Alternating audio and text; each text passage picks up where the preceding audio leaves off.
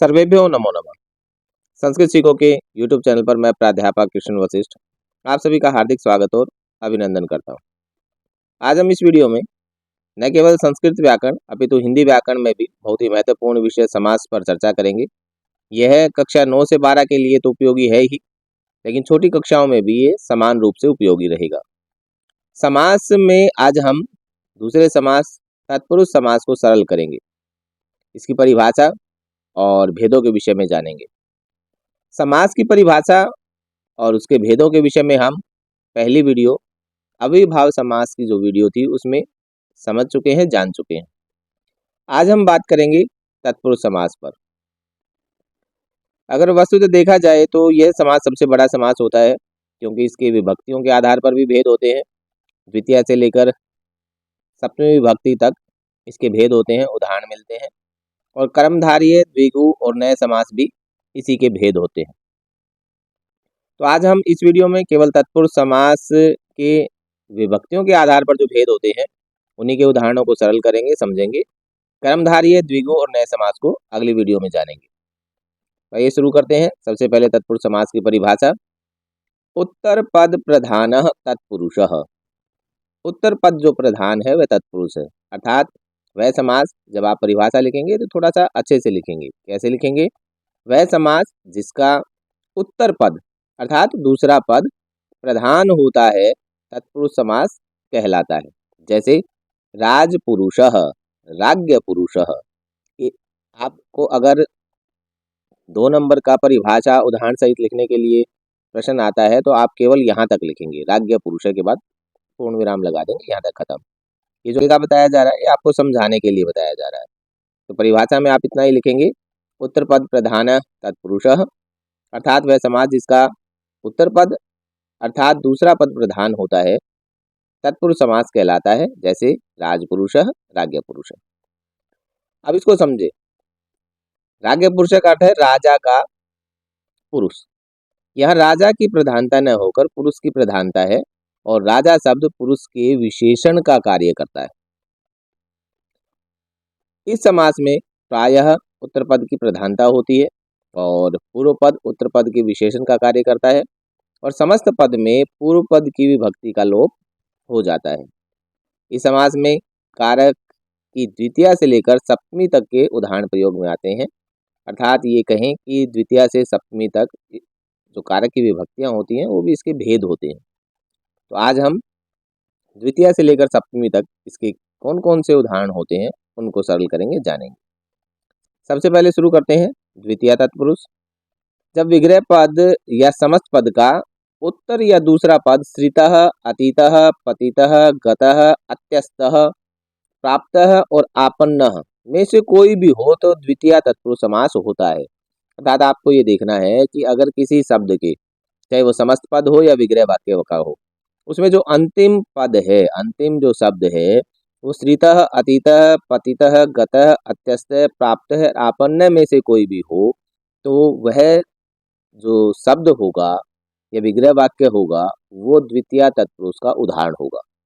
जैसे विग्रह वाक्य देखें, कष्टम श्रितः, कष्टश्रितः, कालम अतीतः, कालातीतः, संधि हो गई। अब आप देखोगे कि यहाँ का जो पूर्व पद है सभी में द्वितीय विभक्ति है। कूपम पतितः, कूपपतितः, ग्रामम गतः, ग्रामगतः, संकटम अत्यस्तः, संकटात्यस्तः, सुखम प्राप्तः, सुख प्राप्तः, दुखम आपन्नः, दुखापन्नः। तो ये सभी उदाहरण हुए द्वितीय तत्पुरुष के। अब तृतीय तत्पुरुष को देखते हैं कि उसमें किस प्रकार के उदाहरण होते हैं। तृतीय तत्पुरुष जब विग्रह पद या समस्त पद का उत्तर अर्थात दूसरा पद खंड, अर्थहीन, छिन्न, भिन्न, रहित, शून्य, युक्त, रचित, कृत, दग्ध, हृत, विद्ध, दष्ट्र, आवृत, प्रणीत, सदृश, सम, पूर्व, कलह और मिश्रित में से कोई भी हो, वहाँ तृतीया तत्पुरुष समास होता है। अभी एक ये शब्द है दष्ट्र, दष्ट्र नहीं है, दष्ट है। ये ट्रे नहीं, रे नहीं आएगा, टे के अंदर रे नहीं आएगा, ये आप ठीक कर लें।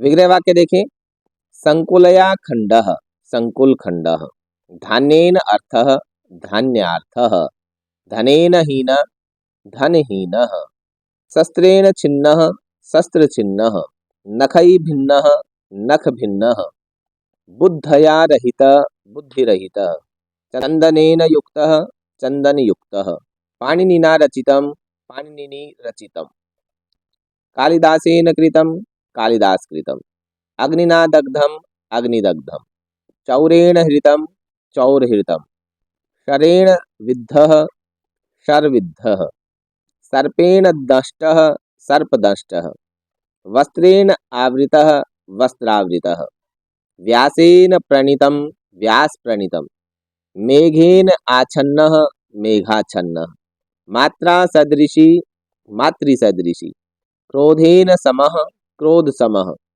मासेन पूर्वः मासपूर्वः, वाचा कलह वाक्कलह, जले मिश्रितः जलमिश्रितः, और भार्यया सदृश भार्या सदृशः। अब चतुर्थी तत्पुरुष को देखते हैं। जब विग्रह पद या समस्त पद का उत्तर पद अर्थात दूसरा पद दारु, अर्थे, बलि, हित, सुख, रक्षित इनमें से कोई भी हो तो वहाँ चतुर्थी तत्पुरुष समास होता है। जैसे यूपाए दारु यूपदारु, द्विजाय अर्थम द्विजार्थम, काकाय बलिः काकबलिः, गोभ्य रक्षितम गोरक्षितम, राष्ट्राय हितम राष्ट्रहितम, पित्रे सुखम पितृसुखम। आगे देखें पंचमी तत्पुरुष के उदाहरण। जब विग्रह पद या समस्त पद का उत्तर अर्थात दूसरा पद भय आदि सुबंत पद हो तो वहां पंचमी तत्पुरुष समास होता है।